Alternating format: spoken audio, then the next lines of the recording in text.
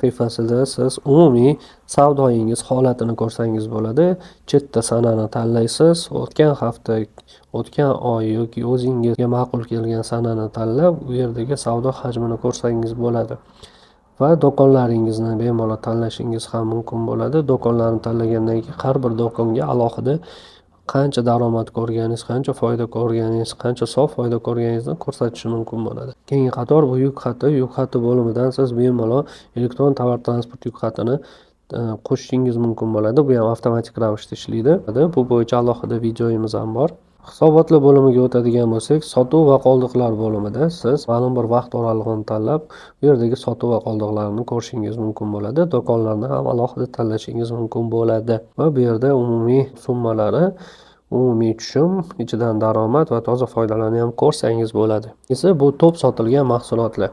To'p sotilgan mahsulotlarda siz vaqt oralig'ini tanlab, bu yerda bemalol ko'rishingiz mumkin bo'ladi. Qaysi mahsulotlar aynan yaxshi sotilganligini. Keyingisi likvid bo'lmagan mahsulotlar. Bu eng kerakli bo'lim deb hisoblaymiz. Likvid bo'lmagan mahsulotlar degani bu yaxshi sotilmayotgan, yaxshi ketmayotgan mahsulotlar bo'ladi va bularning qatorida oxirgi 30 kunlik savdodan kelib chiqadi. Misol uchun oxirgi 30 kunda umuman sotuv bo'lmagan yoki bitta ikkita sotilgan mahsulotlarni ro'yxatini sizga chiqazib beradi. Va shu ro'yxatga qarab turib siz bemalol mahsulotingizni turi, uni ombordaligi, qaysi kategoriyadaligini va omborga necha pul to'layotganligingizni ko'rishingiz mumkin. Misol uchun bu tovarimizga biz kuniga 1620 so'mdan pul to'layotgan ekanmiz.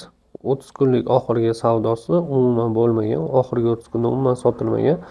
Va bu yerda pastda ko'rishimiz mumkin. Bu yerda oxirgi 30 kunda bitta dona sotilgan, bu yerda bo'lsa ham bitta va bu tovarimizdan ikkita. Xuddi shunday qilib, siz shu ro'yxat orqali bemalol qaysi tovarlaringiz yaxshi ketmayotganligini ko'rishingiz mumkin bo'ladi. Keyingi qator bu pullik ombor qatori. Har bitta do'konni o'zini belgilashingiz mumkin yoki umumiy hamma do'konlarni belgilab turib, bu bo'limda siz O'zmarket sizdan pullik ombor uchun necha pul olayotganligini ko'rishingiz mumkin bo'ladi. Bu yerda bizda 609 ta mahsulotimiz pullik saqlashga o'tgan va kuniga 27270 so'mdan ombor uchun pul to'layotgan bo'lyapmiz.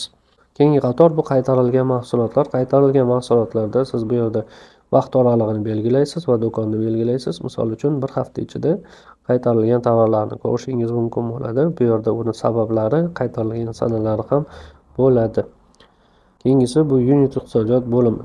Bu yerda bizda 3 ta bo'lim bor. Bu assortiment, bu joriy holat va fakt. Assortiment bo'limida siz do'konni tanlaysiz va mahsulotingizni tannarxini o'zgartirishingiz mumkin bo'ladi. Misol uchun ko'p sellerlar O'zmarketdagi tovarlarining tannarxini baland qilib qo'yishadi va shunda umumiy analitikada hisobotlar noto'g'ri chiqadi va shu hisobotlarni to'g'ri chiqishiga va qancha foyda, qancha zarar ko'rayotganingizni maksimal ravishda to'g'ri ko'rsatishni xohlasangiz, bu yerda tannarxi real darajada ko'rsatishingiz mumkin bo'ladi.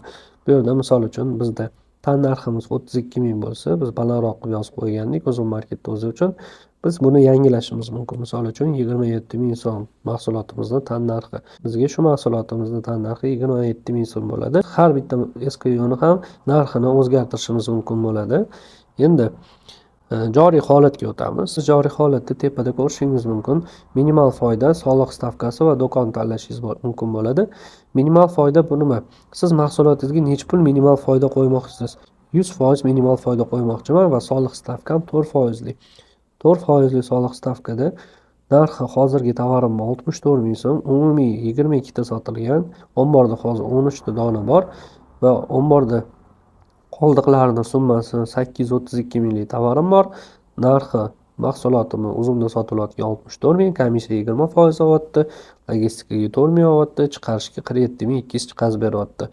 Tannarx o'zimdagisi 32 ming so'm, tannarxi realnisi hozir assortimentda ko'rsatganim 27 ming so'm va bu tannarxi 27 ming so'mni oladi.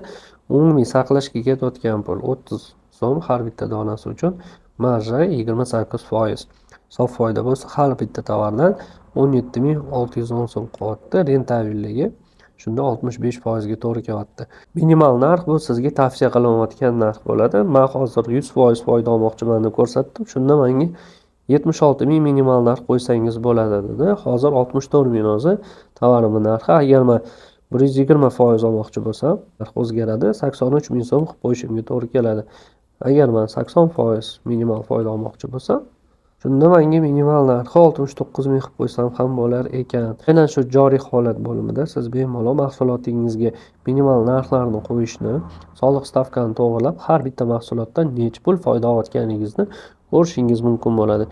Keyingisi bu fakt. Fakt bo'limida siz hozirgi savdoyingiz yoki ma'lum bir vaqt oralig'idagi bo'lgan savdolaringizdan qancha foyda ko'rayotganligingizni ko'rishingiz mumkin bo'ladi. Misol uchun, bir oylik faktni ko'rishingiz mumkin bo'ladi.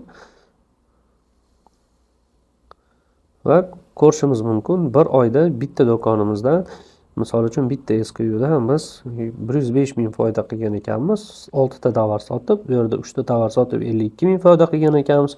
Har bittasini ko'rishimiz mumkin bo'ladi. Bu yerda uzumga to'lagan komissiyalarimiz, logistikalarimiz va soliq summasi qancha chiqqanini ko'rishimiz mumkin bo'ladi. Mahsulotning jami narxi, har bitta mahsulot uchun qolayotgan sof foydani, rentabellikni va marjani foizda ko'rishimiz mumkin bo'ladi. Aynan fakt bo'limida siz hozirgi savdoyingiz yoki ma'lum bir vaqt oralig'ida bo'lgan savdodan qancha foyda qilayotganligingizni ko'rishingiz mumkin bo'ladi. Endi sozlamalar bo'limiga o'tamiz. Sozlamalar bo'limida bizda botimiz sharhlarga, ya'ni o'ziflarga avtomatik javob beradi va bu avtomatik javoblarni biz o'chirib qo'yishimiz ham mumkin bo'ladi. Misol uchun, yulduzcha qoldirishgan bo'lsak, negativ sharh bo'lsa, bu yerda avtomatik javob berishni o'chirib qo'yishimiz ham mumkin bo'ladi. Tizimni shablonni qo'llashni ham o'chirib qo'yishimiz mumkin bo'ladi. Sun'iy intellektni ham o'chirib qo'yishimiz mumkin bo'ladi yoki oddiy o'zbek tilida o'zimizning shablonimizni qoldirsak bo'ladi. Rus tilida o'zimizning shablonimizni qoldirib va bu yerda saqlash knopkasini ham bosib, har bir baho yulduzlarga sharhni avtomatik ravishda javob berishni o'chirib yoki yoqib qo'ysangiz ham bo'ladi va bu yerda saqlash knopkasini bosishni unutmang. Keyingi qator bu yuk xatlar paketi, ya'ni bizda bilasizlar, o'sha elektron tovar transport yuk xatida har bitta hujjatni siz limitingiz o'tib ketganda yoki aynan sizda ETTN paketi bo'lsa, alohida sotib olishingiz ham mumkin bo'ladi. Har bitta hujjat 2000 so'mdan to'g'ri keladi. Agar ko'proq oladigan bo'lsangiz, 100 tadan ko'p oladigan bo'lsangiz, sizga 1750 so'mdan tushadi. 500 tadan ko'p oladigan bo'lsangiz, 1500 so'mdan tushadi. 1000 tadan ko'p bo'ladigan bo'lsa, 1350 so'm bo'ladi. Buyurtmani bemalol shakllantirib, siz Payme orqali to'lovni amalga oshirsangiz ham bo'ladi. Bildirishnomalar bo'limi. Bildirishnomalar bo'limida siz Telegram bot orqali kelayotgan har bitta xabarlarni o'chirib qo'yishingiz mumkin bo'ladi. Misol uchun, sotuvchi qaytarishlar haqidagi xabar, mahsulotlar blokdan chiqarilganligi haqidagi xabarlar va shu yerda barcha ro'yxatlardagi har bitta xabarni o'chirib qo'ysangiz bo'ladi. Agar sizda qandaydir qo'shimcha savol bo'ladigan bo'lsa, Uzum Plus adminiga murojaat qilishingiz mumkin.